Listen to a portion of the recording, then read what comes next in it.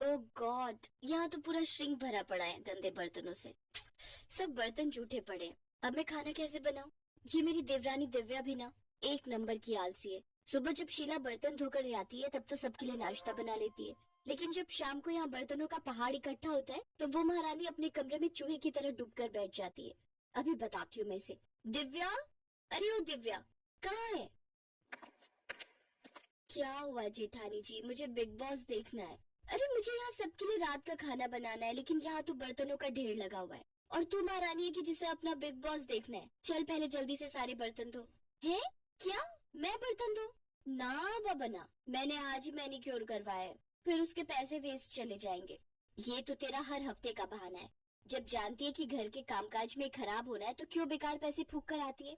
चल अब बर्तन धो, मुझे खाना बनाने में देर हो रही है। एक बार कह दिया ना नहीं धोऊंगी, आप धो लो, मैं खाना बना लेती हूँ। इसी तरह दोनों एक दूसरे पर बर्तन धोने का काम टाले जा रहे थे। उधर बाहर डाइनिंग टेबल पर बैठे घर वाले खाने का वेट कर रहे थे। हे राम, खाना कहाँ रह गया? मेरे पेट में तो चूहे कूद रहे हैं, लेकिन ये रसोई से आवाज कैसी आ रही है? माँ लगता है दोनों फिर से शुरू हो गई। धत तेरी की, फिर तो मिल गया हमें आज भी खाना। अनुज बेटा ऐसा कर, तू बाहर से ही खाना मंगवा ले। एक दिन इन दोनों बिल्लियों की लड़ाई में भूख के मारे ही मैं परलोक न सिधार जाऊं। हाँ भी ऑर्डर कर देता हूँ मैं, वैसे भी हमारे पास और चारा भी क्या है। उधर दोनों अभी भी बहस ही किए जा रही थी। ठीक है, फिर नहीं धोने ना तुझे बर्तन, तो मैं भी कोई खाना वाना नहीं बनाने वाली। रहो सब भूखे आज। अरे भूखे क्यों रहेंगे? कल रोहन जी ने खाना ऑर्डर किया था, आज अनुज भैया को बोलो, वो ऑर्डर कर देंगे। दोनों ये बोलने बाहर आती ही है कि तभी अनुज कहता है, कर दिया ऑर्डर। हम जानते हैं तुमसे खाना नहीं बनेगा। तुम दोनों से मिलकर खाना और बर्तन धोने तक का काम भी नहीं होता क्या? मुझे तो आप कुछ ना ही बोलो जेठ जी तो बेहतर रहेगा। मैंने सुबह का खाना और दोपहर का खाना बनाकर अपना काम पूरा कर लिया था। सिर्फ रोटियां सेकने को दोपहर का खाना बनाना नहीं कहते। हाँ, अब जो भी हो, काम तो हुआ था ना। बस करो, दोनों रिकॉर्डर की तरह शुरू होती हो तो बजती ही रहती हो। कुछ देर बाद डिलीवरी बॉय खाना ले आता है। सब चुपचाप उस खाने को खा लेते हैं। अगली रात दोनों में फिर से रात की रसोई का संग्राम छिड़ जाता है। तभी पड़ोस की कमला आंटी वहाँ आती है। ये ले रश्मि, आज अपनी बेटी के यहाँ गई थी। उसके बेटे का मुंडन था ना, तो वही भंडारा था। सोचा तुम्हारे लिए प्रसाद लेती चलूं। लो, तुम सब भी खा लेना। अरे वाह, फिर तो आज रात की रसोई बनानी नहीं पड़ेगी और ना वो बर्तन धोने पड़ेंगे। रश्मि ये देखकर खुश हो जाती है। फिर दोनों देवरानी जेठानी बर्तन ना धोने पड़े इसलिए एक बड़े से भगोने में आलू की सब्जी डाल देती हैं। एक कटोरे में हलवा और बड़ी सी परात में पूरियां परोस देती हैं। फिर सबको उसी में एक साथ खाने को कहती हैं। तुम पागल हो गई हो क्या? सब इसमें एक साथ कैसे खाएंगे? चल तो दिव्या, जरा इन्हें खाकर तो दिखा। दोनों पूरियां तोड़कर सब्जी में डुबोती हैं, खाने लगती हैं। उन्हें ऐसा करते देख सबको उन पर गुस्सा तो आ रहा था, लेकिन वो खाने के अलावा उनके पास और कोई चारा नहीं था। वो रात तो जैसे तैसे कट गई, लेकिन अगली शाम फिर वही कहानी छिड़ गई।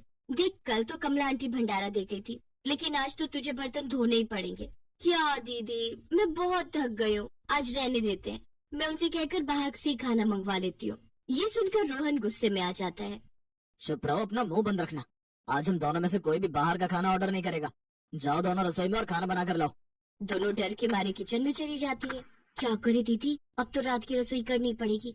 अच्छा एक काम करते हैं, आप ये बर्तन धो लो तो मैं सबके लिए पुलाव बना दूंगी। हा, आई बड़ी बर्तन धो दो, खुद धो ले समझी। और रही उन लोगों के बाहर का खाना ना खाने की बात, तो कोई बात नहीं, हम उन्हें बाहर का खाना मंगवाने के लिए नहीं कहेंगे और ना ही हम खुद घर पर बनाएंगे। मैं कुछ समझी नहीं, आप ही बताती हूँ। रश्मि डब्बे समेत नमकीन, मुरमुरा और बिस्कुट लेकर घर वालों के सामने रख देती है। ये रहा आप लोगों का आज का खाना। इन दोनों का बस चलेगा ना तो हमें रोज मंदिर के बाहर लंगर में बैठकर ही रात का खाना खाना पड़ेगा। इनके रहते तो हमें रात की रसोई नसीब ही नहीं होगी। बस बस बहुत हुआ, आज तो हम जैसे तैसे ये खा लेते हैं, लेकिन अगर कल से खाना नहीं मिला तो फिर तुम लोगों की खैर नहीं। जी ठीक है, लेकिन उनके पास इसका भी जुगाड़ था। अगले दिन दिव्या बाजार से जाकर कुछ डिस्पोजेबल प्लेट्स ले आती है। यार दिव्या, खाना तो डिस्पोजेबल में खा लेंगे, लेकिन खाना बनाने के लिए तो वो बर्तन धोने ही होंगे ना। कुकर, कढ़ाई, ये सब तो चाहिए ही ना। फिकर नॉट, ये देखो 2 मिनट में बनने वाली मैगी, अब हम सब यही बनाएंगे। दोनों फिर से काम चोरी दिखाती हैं और नूडल्स बनाकर डिस्पोजेबल में डालकर दे देती हैं। ये देख तीनों अपना माथा पकड़कर बैठ जाते हैं। लेकिन अगले दिन सास ने दोनों बहुओं को सबक सिखाने का फैसला किया। अगली शाम रसोई से बर्तन धोने की आवाज आती है। दीदी, अभी तो हम रसोई में गए भी नहीं, फिर ये बर्तन धोने की आवाज कहाँ से आ रही है?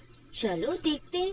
दोनों अंदर जाकर देखती हैं तो अनुज बर्तन मांज रहा होता है, रोहन धो रहा होता है और बूढ़ी सास पार्वती खाना बनाने लगती है। ये देख उन दोनों को बड़ी शर्मिंदगी होती है। ये आप सब क्या कर रहे हैं? बहू, अब तुम दोनों से तो ना बर्तन धुलते हैं ना खाना बनता है, तो हमने सोचा हम खुद ही ये काम कर लेते हैं ताकि हमें रात की रसोई खाना तो नसीब हो। तुम दोनों जाओ और आराम करो। नहीं माँ जी, हमें माफ कर दीजिए, हमारे रहते आपको ये सब काम करना पड़ रहा है। हाँ माँ जी, हमसे भूल हो गई, हमें अपनी गलती का एहसास हो चुका है। अब से आपको कभी शिकायत